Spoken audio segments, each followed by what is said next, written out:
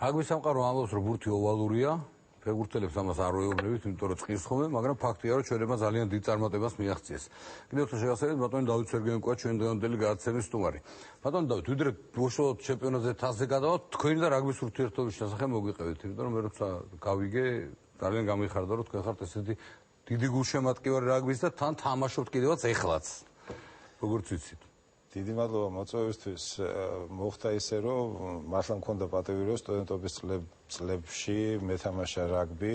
ეს იყო სტუდენტური, საუნივერსიტეტო რაგბი, ასე ვთქვათ, თუმცა იმ სკოლის გავლა არის მთელი ცხოვრების, ასე ვთქვათ, გაკვეთილი ტრადიციები, ღირებულებები და ეხლა მართლა ბედნიერი ვარ იმით, რომ მარტო გულშემატკივარი კი არა, ვარ ჩვენ დროს რეგბის ცეცხლოდან. რეგბი, მე. ანუ ეხლაც ეხლა რა თქმა უნდა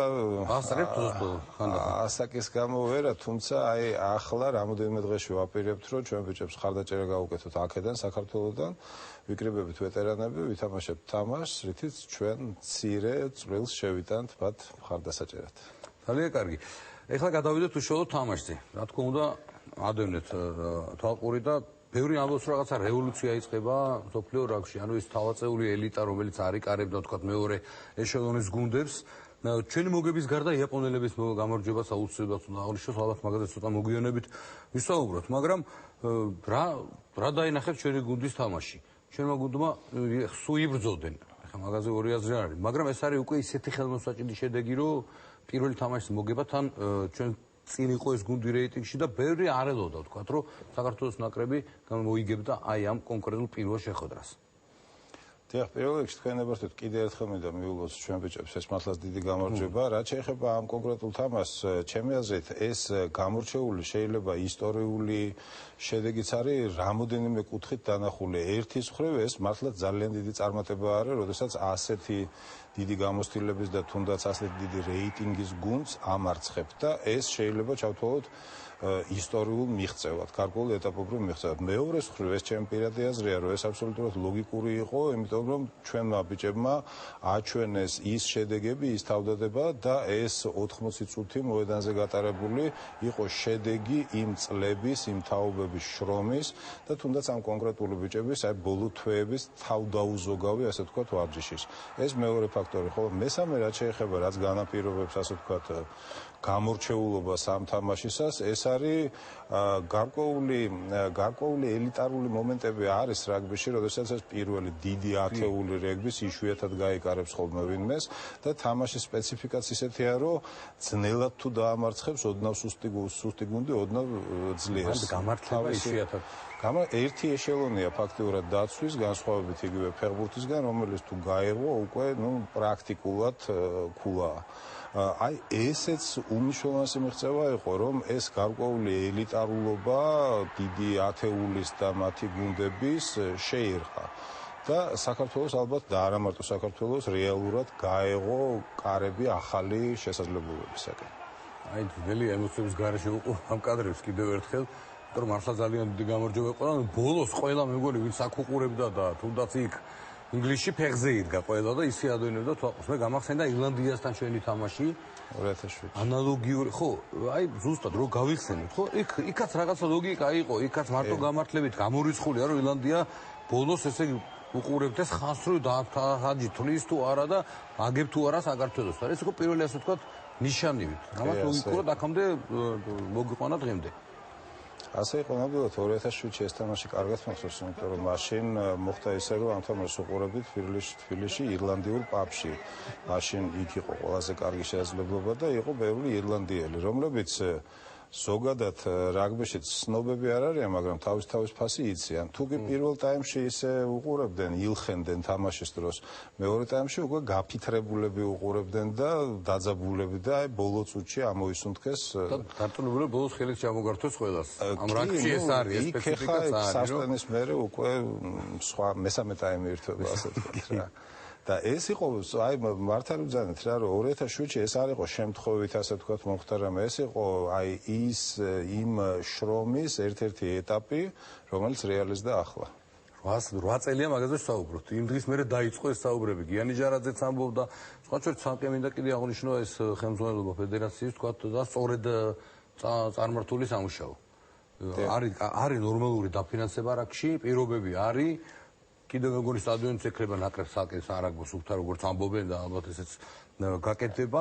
რაც შეეხება თვითონ კონკრეტულად ამ თამაშს, აი სტატისტიკა ციფრები მიდევს და არ ვიცი, 213 ბოჭა ჩვენი, 58 ტონგასი. ესეც ფიზიკური მომზადება, არც ერთი ჩვენი მორაგბე არ დაღლილა.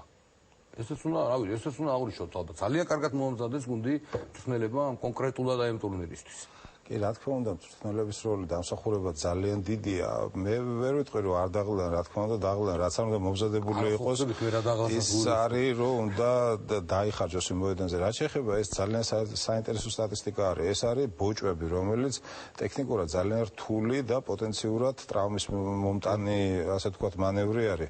რაოდენობრივი ანალიზი გვაჩვენებს, რომ ვითომ საქართველოს დაცვაში იდგა, რახან სამჯერ მეტი პრაქტიკულად დაჭირდა ბოჭვის გაკეთება. სიამბილეში თვისობრივად თუ შევხედავთ, როგორ აკეთებდნენ ამ ბოჭვებს პროაქტიულად, ადგილზე აქტიურ დაცვას ახორციელებდნენ, რაც ერთადერთი და ფაქტია, რომ სწორი გასაღები იყო მწვრთნელების მიერ შერჩეული ისეთი კლასის და ისეთი სტილის გუნდის დასამარცხებლად, როგორც ტონგა. თქვენ უყურეთ ზელანდიისა და არგენტინის თამაშს, რა თქმა უნდა. ძალიან კარგი შთაბეჭდილება დატოვა არგენტინა. ნუ ზელანდიაზე ახლა ალბათ არ ვილაპარაკოთ, იმიტომ რომ ცოტა შორს არიან მაინც, მაგრამ ჩვენ რეალურად გვაქვს პროგრამა რაღაც შეასრულებელი სოფლიო თასზე. პირველი თამაში მოვიგეთ 25-ში ვეთამაშებით არგენტინას. არგენტინამ ჩვენზე ცოტა დრო აქვს არგენტინას აღსადგენად. აი თქვენ ხო თამაშს უყურებდით როგორც პროფესიონალის თვალით, მოდი ესე ვთქვათ, მოთამაშის თვალით და რა შეიძლება რომ მოხდეს ამ შეხვედრაში? თამაშის შედეგს გულისხმობ, თორე რო ვითამაშებთ, ეგ ფაქტია ალბათ. აი ის რაც უეჭველი მოხდება ის რომ ჩვენ ბიჭები ღირსეულად გაატარებენ ამ 80 წუთს მოედანზე და არ დათხოვენ არც ერთ გოლს. სხვათა შორის ისევე როგორც არგენტინა არ შეუშინდა ამ ხელა ავტორიტეტს, თუმცა არგენტინას ის პლუსი აქვს რომ უკვე წლებია ჩაერთო ამ სამი სამხრეთული ერის გათამაშებაში და უდიდესი გამოცდილება შეიძინა იგივე ზელანდიასთან თამაშით. რაც შეეხება ჩვენ გუნდს, მე ვფიქრობ რომ ეს იქნება ძალიან დაძაბული ბრძოლა, სადაც არც ერთ ნაბიჯს არ დათმობენ ჩვენი ბიჭები. რაც შეეხება შედეგს, ალბათ დაველოდოთ. რაც გვინდა ეს ხო არის, მაგრამ ყოველ შემთხვევაში აი აბსოლუტურად ლოგიკური ეს რაც თქვენ თქვით, ჩვენც რო გქონდეს იმდენი თამაში წელიწადში ესეთ გუნდებთან, რა თქმა უნდა ჩვენც უფრო წინ წავიწევით და ეს არის მიზანი. კიდევ ერთი ტესტი გველის. და ეხლა აუცილებლად მინდა იაპონიასაც შევეხოთ და ეს კადრებიც ვნახოთ კიდევ ერთხელ. ესე იგი მეტოქეზე ლაპარაკი ალბათ ზედმეტია, იმიტომ რომ გუნდი ყოველთვის მოსაგებად გადის და ყველაფრის მოგება უნდა სამხრეთ აფრიკას. იაპონელებმა ბოლოს ჯარი არ დაარტყეს, გარისკეს და თამაში მოიგეს, რომელსაც მთელი მსოფლიო ალაპარაკა. ცოტა ჩვენი ის გადაფარა, ჩვენი გამარჯვება, მე მგონი იაპონელების თამაში. აი მათ თამაშს როგორ შეაფასებთ? და ელოდი თუ არა, ამას მე მგონი მართლა არავინ არ ელოდა, რა ვიცი. გულახდილად გეტყვი რომ არ ველოდი ამას, რა თქმა უნდა ველოდი რომ ორივე გუნდი ღირსეულად ითამაშებდა, ეს რაგბის განუყოფელი ფილოსოფია და პარადიგმა, ასე ვთქვათ.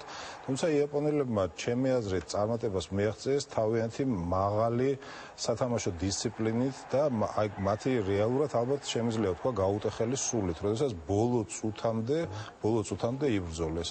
ეს არის მთავარი როგორ თქვა, მთავარი ნათელი წერტილი რაგბიში, როდესაც შენ თუ ბოლომდე დაიხარჯები, ყოველთვის გაქვს იმის შესაძლებლობა, რომ ესეთ ბრწყინვალე შედეგებს მიაღწიო. გასდება ხო, ეს არის რაგბში ზუსტად ეგ თემა არის ალბათ და რა ვიცი, ძალიან კარგად დაიწყო პრესში სოფლიო თასი, განსაკუთრებით ახლა ჩვენ იმიტომ ვართ ყველაზე კარგ ხასიათზე, რომ პირველი თამაში გავიმარჯვეთ და ტენდენცია იქეთ მინდის, რომ ჩვენ შეიძლება ევროპის თასი აღარც ვითამაშოთ და ისე ვიყოთ სოფლიო თასის წევრი, ასე ვთქვათ. თუ ესე მოხდა, ჩვენ შევძლებთ კიდევ მოგება ამ ორი თამაშის, ვთქვათ.